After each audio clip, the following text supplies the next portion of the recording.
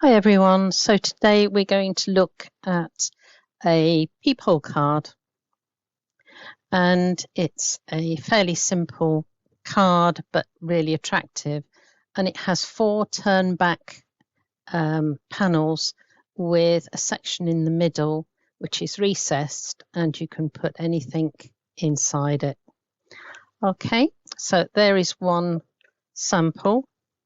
Here is another one which has been done with contrast turnbacks, and the recess here has got some musical notes and instruments and a piece of music. Okay, so let's have a look what we need. Just pop those up there if I can. So first thing we're going to do is have a base card which is 6-inch square or 15 centimeters. Okay. Then we need a metallic mat, which is 14.5 by 14.5 centimeters. Conversion imperial measurements will always be up in the top left-hand corner. But there's my metallic mat. Then we need what I call the support card. This is going to make the turnbacks that are on here and support the whole card. Okay, we've also got 14 centimeter square piece of backing paper, so that's exactly the same size, and that's going to do our background. I need a piece of card or paper that is over 5 centimeters square, so that is going to go inside behind this aperture, and I have a 5 centimeter square, which is going to be my contrast turnbacks, and we're going to cut this into 2 diagonals, so I get 4 pieces. And I've just got some scrap metallic for matting and layering. So I then have, this is going to be my decoration inside, and I will probably leave the larger one and just concentrate on using the 2 smaller pieces to go in the hole. So let's have a look how we do it. We start off first, we can put this to one side because that's our base card and comes right in at the end. The mat and layer is towards the end. So we're going to start with the support card. So I'm going to take my scoreboard and put it there. I'm going to measure on the back of my support card. So I'm going to do this side, 4.5 centimeters and 9.5. Okay. So all the way around, 4.5, 9.5, 4.5, 9.5,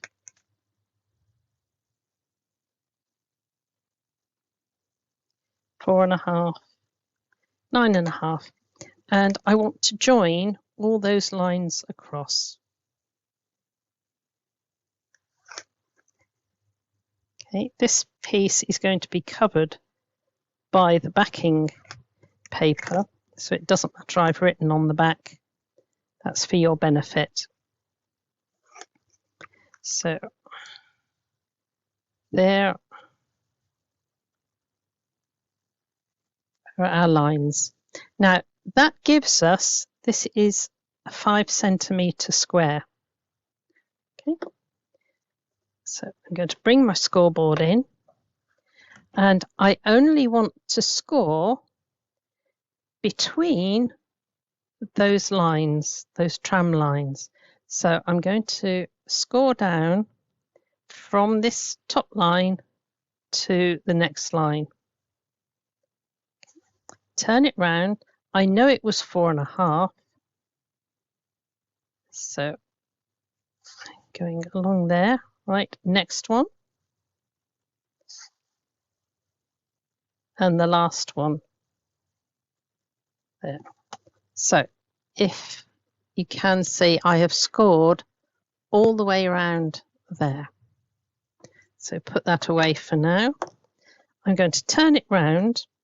You might be able to see the score lines easier on this side.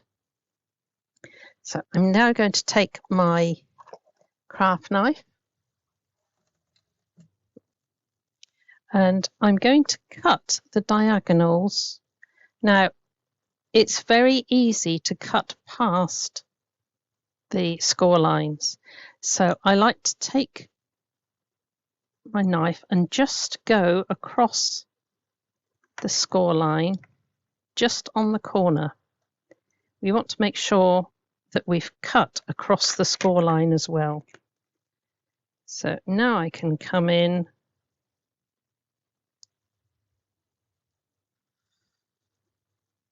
cut across. And the next one,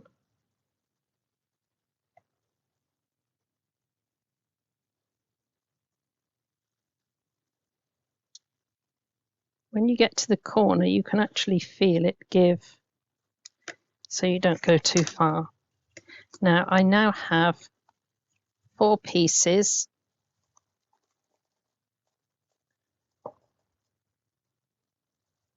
And I'm just going to go all the way around. Somebody's been at my box and moved a lot of my equipment. There we go.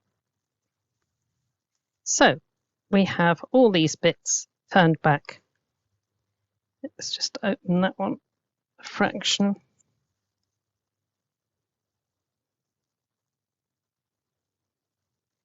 That's better.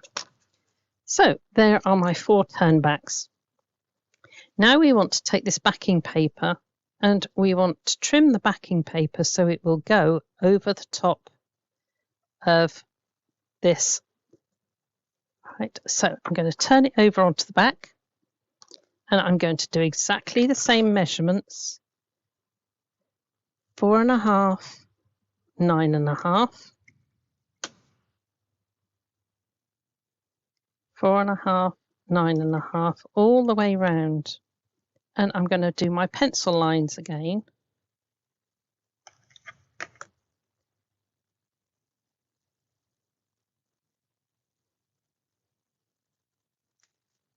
Okay.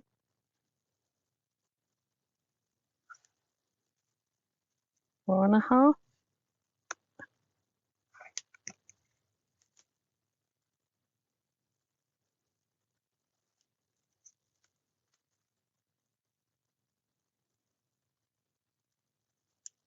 There we go. Right. Now I'm coming back with my craft knife, and that is exactly the same size as this.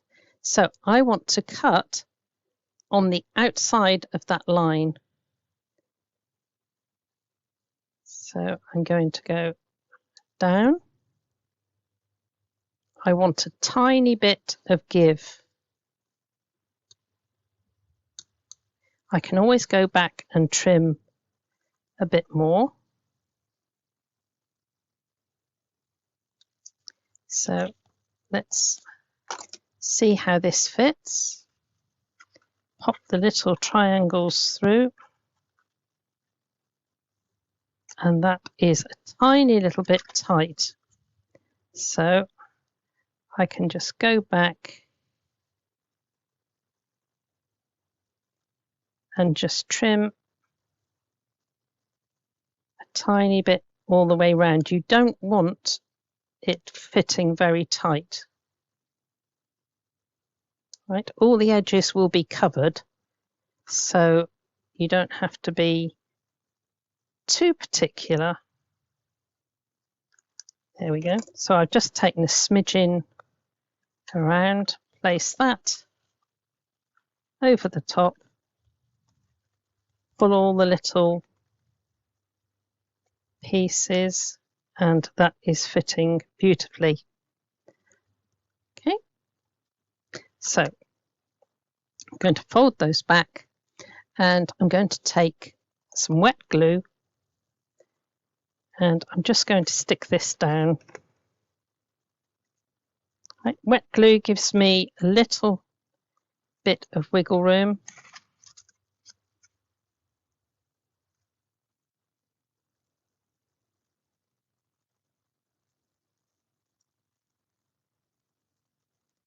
There we go. A little bit there to come off.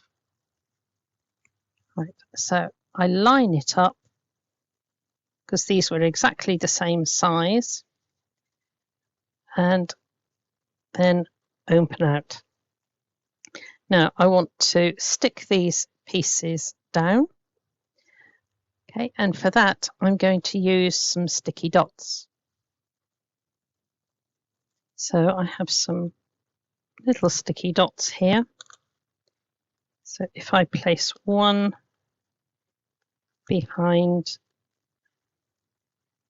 each little flap, that will hold those down secure.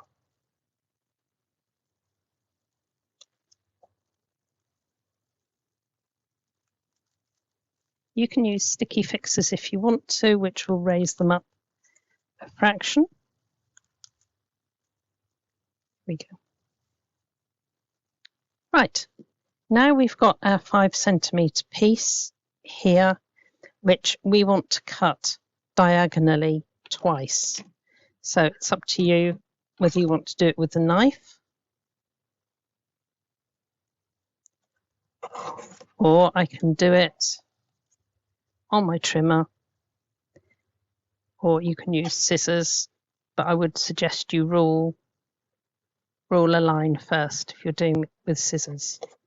So I have 1, 2, 3, 4 little triangles. Okay, right, we're going to take that and I'm going to fit them onto my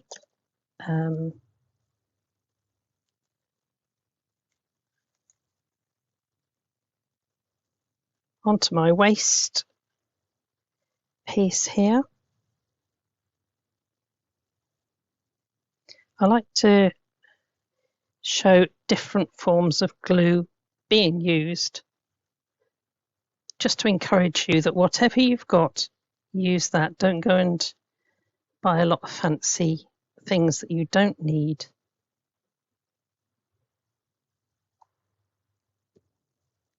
Okay. Right, I've got that positioned on there, and I'm going to take my fancy scissors, the old faithful scallops, and I'm just going to cut around, putting the scallops against the triangle.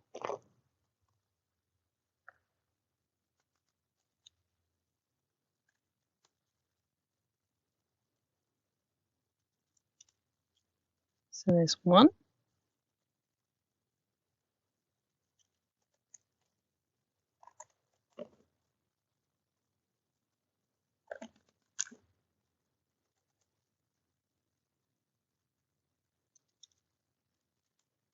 Two.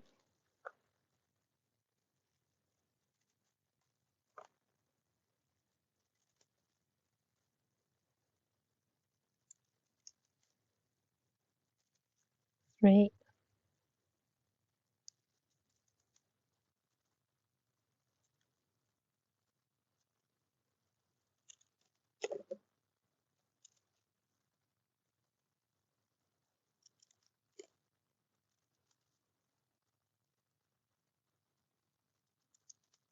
There we go. So move to one side. Right, I'm now going to fit these on so that they're on each of those triangles. They will just overlap, so keep this straight edge straight on the opening.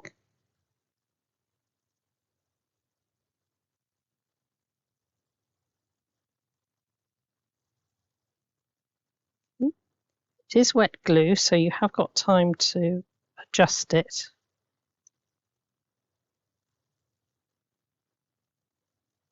It's already looking pretty.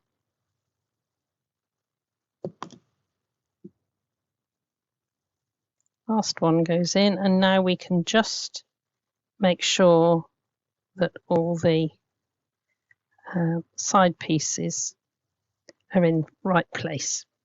Right, here's my other piece, which I said was over 5 centimeters square. So all I want to do with that is place a little bit of wet glue around the edge and place that on, which will fill in our aperture.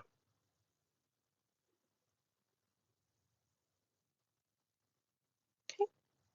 Right, so I'm now going to pop that onto my mat with a tiny little border all the way round.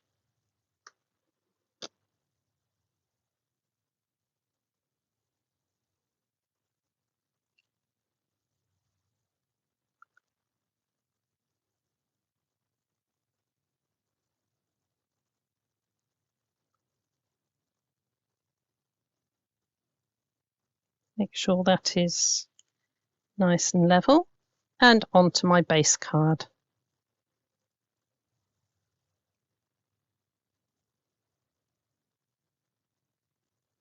Okay, so we get a tiny white border all the way round.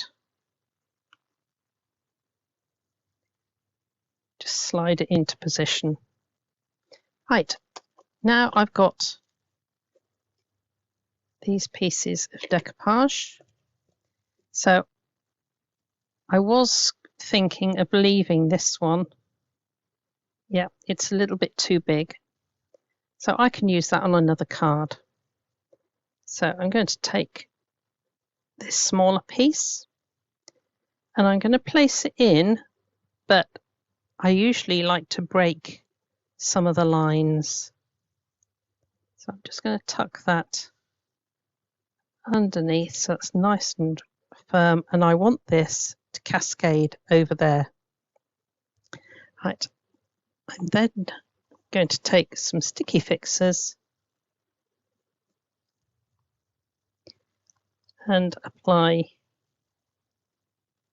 sticky fixers. If you're going to cut sticky fixers, always cut them while they're on the protective piece, and then you don't get your scissors all gummed up.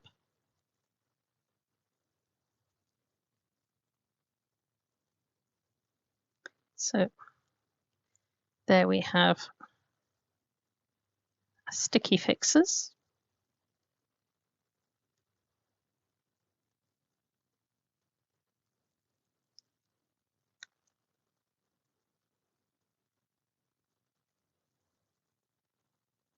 And that's going to add a bit of dimension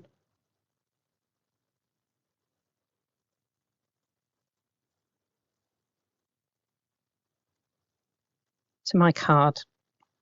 Now, the only thing that I think I'm going to do with that is add my silver corners. Right, so here are my sticky corners. I peel off corners. I don't want anything that is too big, so nothing like these big ones. And simply take it in your tweezers and leave a tiny border of green all the way around.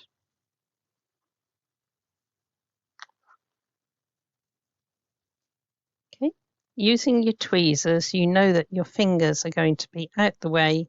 You can see the whole lot is positioned right, and it's easy to get your tweezers off them without pulling the design.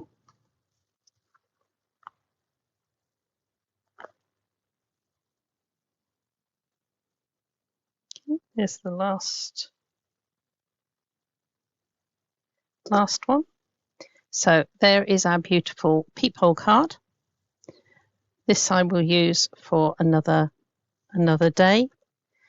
And if we look back at this one had contrast turnbacks.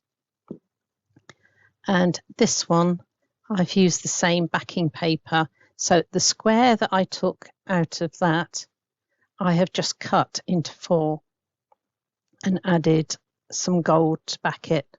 So there is no need to waste that bit that comes out the middle. Okay, so happy crafting. Do have fun, and God bless you all.